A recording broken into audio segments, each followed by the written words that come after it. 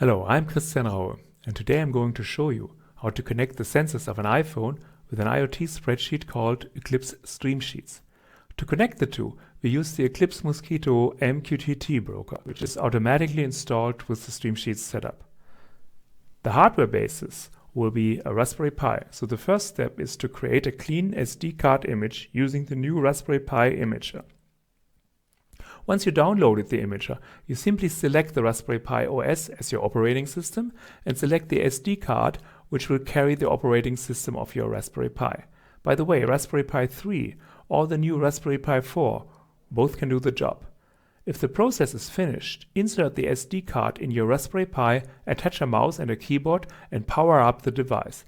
When the boot process is finished, you automatically see a setup wizard.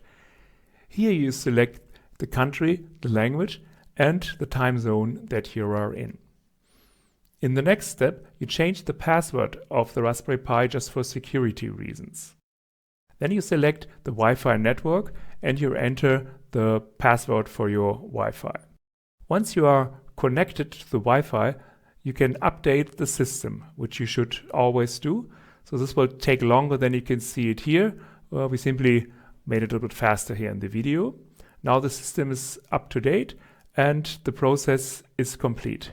Once the system has rebooted, you can now start to actually install Stream Sheets and the Mosquito broker.